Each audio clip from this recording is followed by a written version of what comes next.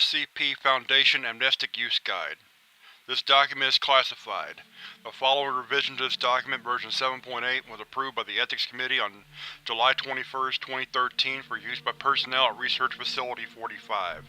Disclaimer: this is not to be used as a training manual. Training manuals were given during the actual classes.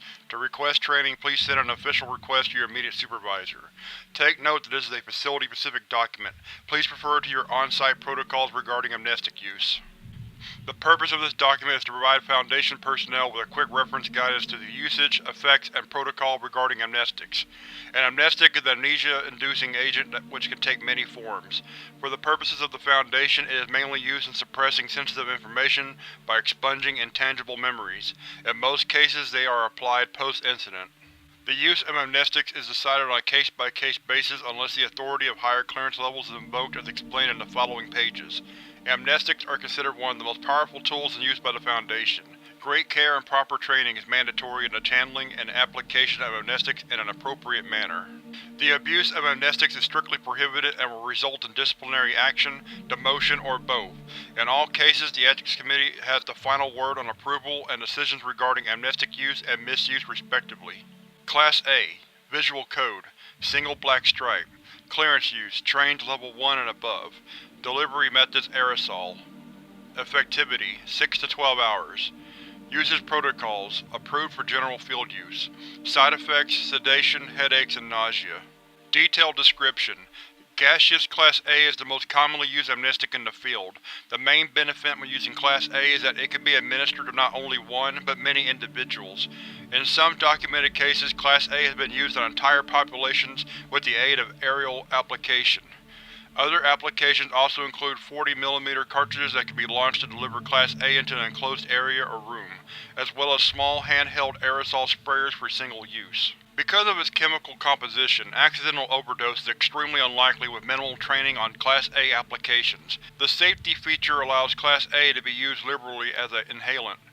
It is also convenient in use as it requires little to no follow-up on affected individuals, as it has a 98.7% success rate. Class A is ideal for use by field agents, rapid response teams, and mobile task force groups. The only concern when using Class A is accidental self-application. Personnel trained in the use of Class A are instructed in the use of application devices, as well as environmental conditions that may cause incident. It is recommended that at least one other Foundation employee be present during the application of Class A, as to facilitate the continuation of duties in case of accidental self-application by a user. Class B. Visual Code Double Aqua Stripe. Clearance use: Trained Level 2 and above. Delivery methods: oral and injection. Effectivity: 20 to 72 hours. Usage protocols: approved for general field use. Side effects: sedation, prolonged paresthesia, migraines, blurred vision. Detailed description: chemically, there is little difference between Class A and Class B. The main difference is application, whereas Class B is either ingested or injected directly into the bloodstream.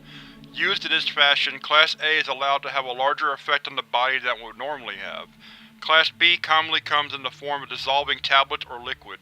Most common delivery method is by dissolving Class B tablets into water and allowing the individual to ingest it.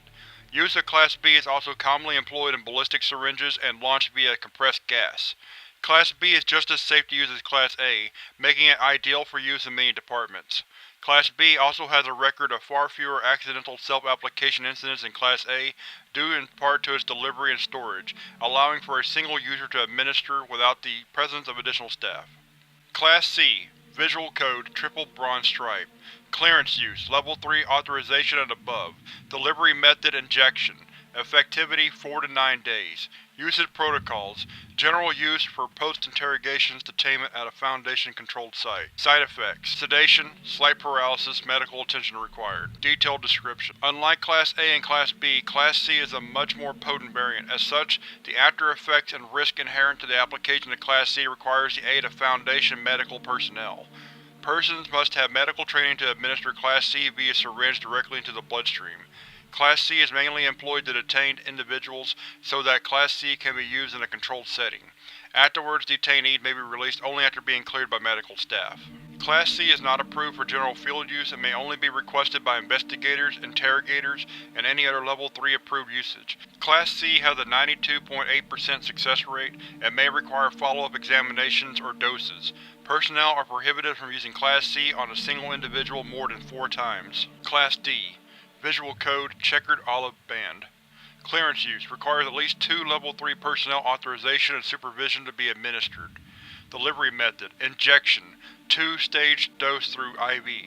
Effectivity: 3+ weeks. Usage protocols: to be used to counter effects of anomalous psychoses and/or mimetic incursions.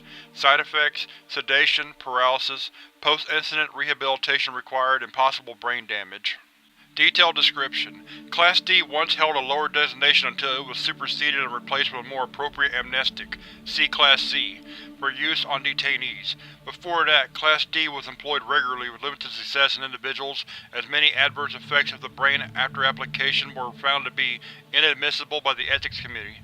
Thus, Class D was reviewed and found to be more appropriately used in cases where brain damage or a major chronic chemical imbalance was already prevalent in the individual. These cases usually involve anomalous mental effects and/or mimetic incursions of the mind.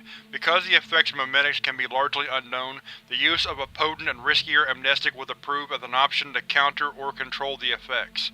Class D can only be employed by medical staff in a controlled setting.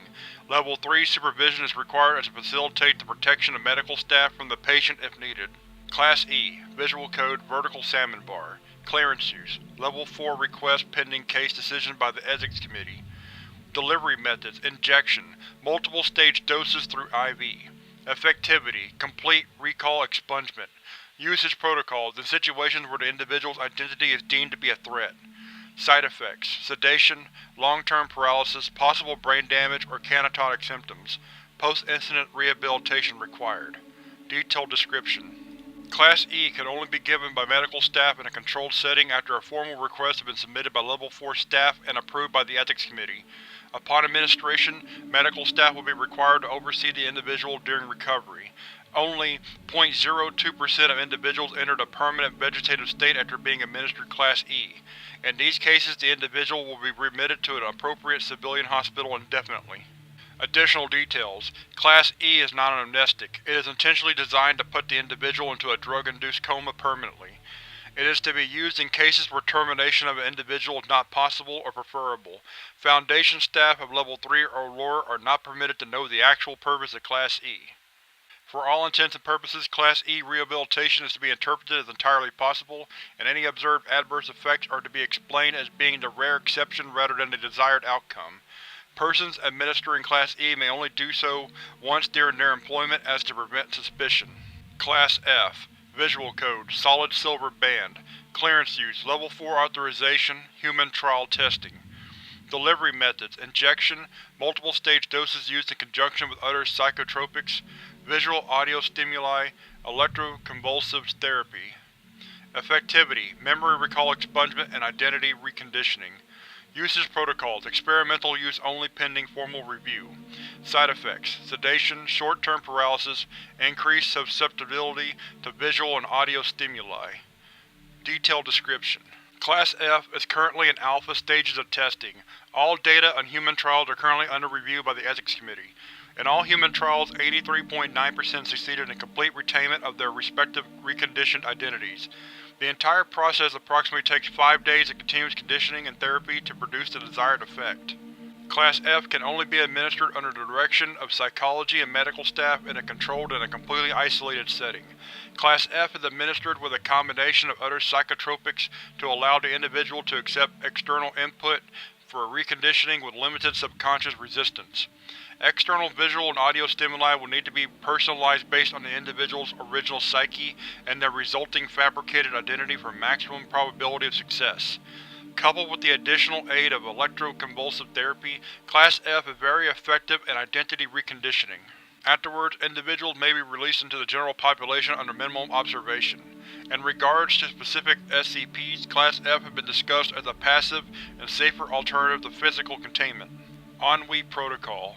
Visual Code Puce Icon. Clearance use: unanimous decision by O5 Council. Delivery methods: unknown. Effectivity: unknown. Usage protocols, for emergency use only. Side effects, unknown. Detailed description. To whom it may concern. If you are reading this and something horrible has happened and despite your best efforts, this is your last desperate option. To be honest, there is no way to know what will happen. Whomever in their infinite wisdom made this, hastily scribbled the instructions on a notepad in the O5 office so very long ago. These instructions for the so-called Ennui Protocol explain the necessity of a unanimous decision by this Council, a long code consisting of all O5 private employee numbers in reverse order typed into our work terminal, and that it should be referenced somewhere so we can find it again. This way we don't forget about it in situations like this. We assume it affects everyone in some fashion, we hope. Don't bother looking into it. Whatever the actual device or agent or kinetohazard or mimetic phrase or some other abstract thing is, it's hidden very well somewhere in the bowels of Research Facility 45, and the people who put it there are either dead or have long since forgotten about it. The truly bewildering thing is that we don't even know how many times we used the Ennui Protocol before this. We have to relearn it every time, it seems. Even as I'm writing this, we are preparing to invoke it off-site. So I am attempting to convey all the little clues left here and there and consolidate it in this handwritten note for either my future self or other O5 Council members. Apparently there are things that even us O5 hide from ourselves. The only thing we know is that this has worked before. Good luck and Godspeed. Secure, Contain, Protect. O5.